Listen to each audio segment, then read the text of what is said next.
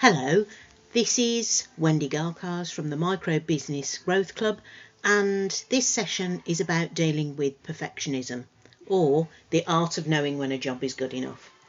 This is something that lots of people experience, lots of people suffer from, and it can be quite debilitating if it's not recognised and controlled. So this short presentation will give you some tips and hints about how to deal with it. But first of all, what is perfectionism? Well, it's a limiting trait. It's a trait that appears to be a good thing, something that we could strive for. But actually, if you look at it in terms of how it affects behaviours and how it affects the individual that is experiencing perfectionism, it can actually be quite limiting. It instills feelings of inferiority because perfectionism is about striving to achieve the perfect, and of course that's not really possible. So when you don't achieve that, you feel somehow as though it's your fault. You feel inferior to other people who you sometimes look around and think are doing exactly that. They're achieving perfection, they're achieving the perfect. Seldom is that the case.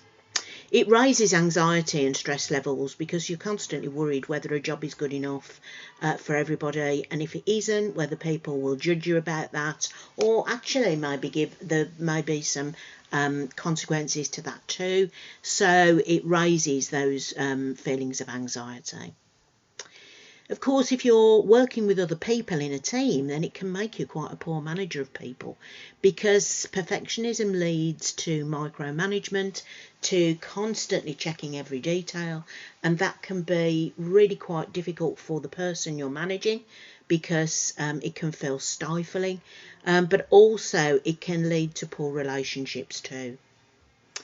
But for me, the biggest one is that perfectionism gives a home to imposter syndrome, because if you're chasing perfection and you struggle to achieve it, then your imposter syndrome can gain a real foothold and keep that internal dialogue going that somehow you're not good enough, and any minute now somebody's going to come and discover that you haven't got a clue what you're doing and tell the rest of the world. You can imagine how damaging that is to somebody's self-esteem and self-confidence. And of course, it severely hampers your productivity, because what it means is that you are constantly striving to achieve the impossible, and you focus on the wrong things. So you may think that perfectionism is a way to ensure that you don't fail, but a prevention mindset, which is what perfectionism is hardly the best one to enable you to be creative and innovative in your thinking. There are some universal truths then around perfectionism. The first one is that there's no such thing as perfection. It's a subjective term. Whose definition of perfect are we using? Whose definition of perfect is the right one? Perfectionism is an illusion, essentially, and therefore the striving to achieve it is not a strength.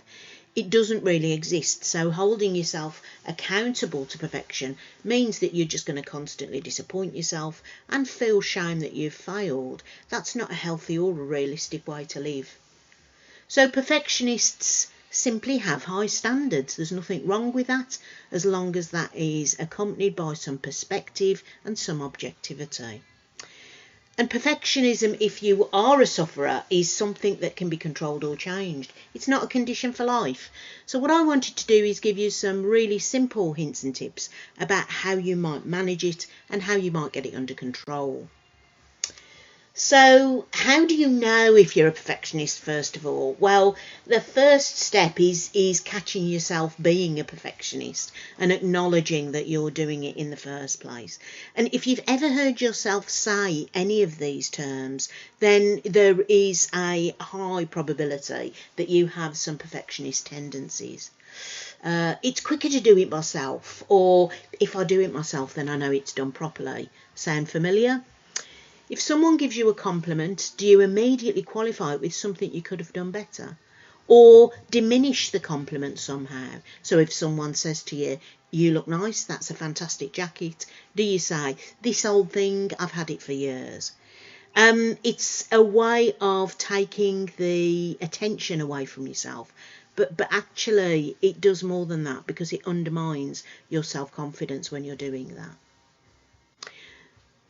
If you've ever said to yourself, I just need a bit more time to work on this piece of work, it's not quite ready yet, and you continue to polish pieces of work until you think that they're right, but they never seem to be right, that is a classic case of perfectionism. The reality is that you can keep polishing pieces of work and you can keep adding bits to it. The real way to notice whether this is perfectionism or not is ask yourself one simple question. If I spend another hour on this piece of work, who other than me will notice? And if the answer is no one, then really you've probably got perfectionist tendencies going on. So, how do you cope with those then? Well, the first one, as I say, is to recognise when a job is good enough by setting more realistic goals. And what you can do for this is set yourself two goals. You can set an acceptable level and the perfectionist level. And then when time becomes of the essence, and it will do if you're a perfectionist, you use the goal that is when the job is, when it's ticked all the boxes. Not when it's perfect, and that way you stand a better chance of bringing some objectivity into the judgment about a piece of work. For every mistake that you notice in a piece of work, you have to, and the emphasis is on have to, find a positive to balance against it. One of the things with perfectionists is they're great at catching themselves doing it wrong, but they're not very good at catching themselves doing it right. And that's not realistic. It's not an honest way of looking at any piece of work. So a great coping mechanism is to force yourself to point out the good stuff that's been achieved in the piece of work that you've done. You also have to learn to take feedback for what it is. If it's a compliment, then just thank somebody for the compliment and move on.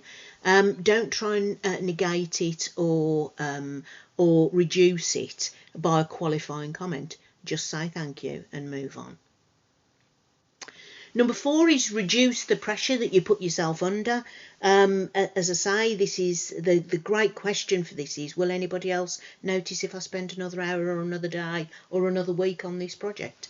And if the answer's no, then take the pressure off yourself and say, okay, this probably finished then. Number 5 is don't swap perfection for procrastination, and this is a tendency with people who are trying to tackle their perfectionism, because the possibility of not achieving that perfect standard means that people will then often put a piece of work off and not start it because they feel as though they're going to fail, or there's an anxiety about them failing. That's the perfectionism tendency at work, and you've really got to be mindful of that. So, and there is a presentation in the Packed Lunch series about procrastination. So, so if you're struggling with that too, check that video out. So what new habits can help you tackle perfectionism? Well, these are really simple and very easy to do, but you just have to build them into your day. Make note of them and do them consciously, and the more you practice and do them, then the easier it will be to spot and handle the perfectionism that you're trying to tackle. Catch yourself doing it and then use one of the coping mechanisms that I've just mentioned to manage it. Make it a conscious decision that you're not going to go down that route. Learn to walk away. The world won't end if a piece of work is not absolutely perfect. We've already agreed that that is not realistic anyway. So learn to know when a job is good enough and walk away from it. And you can always, if someone has an issue with a piece of work, you can always go back to it. It's not the end of the world. Things don't have to be done perfectly the first time around. Work is very much a work in progress almost. So give yourself a break. Don't beat yourself up for not achieving that perfection level, because we know that it's not terribly objective. Learn to accept positive feedback without negating it, and recognise when a job will satisfy somebody else's standard. If you employ these techniques and you create these new habits, you can leave perfectionism at home. Does that mean that your standards will fall? Absolutely not. If you've got this inbuilt into your character, then you're naturally a person who works to high standards. But you want those standards to be realistic. You don't want them to be unrealistic, so that you end up wasting time trying to achieve something that simply isn't possible. Perfectionism is about regaining your perspective and your objectivity. So have a go at applying these techniques and see how you get on. I wish you luck. It's a better place to be when you've got your perfectionism under control.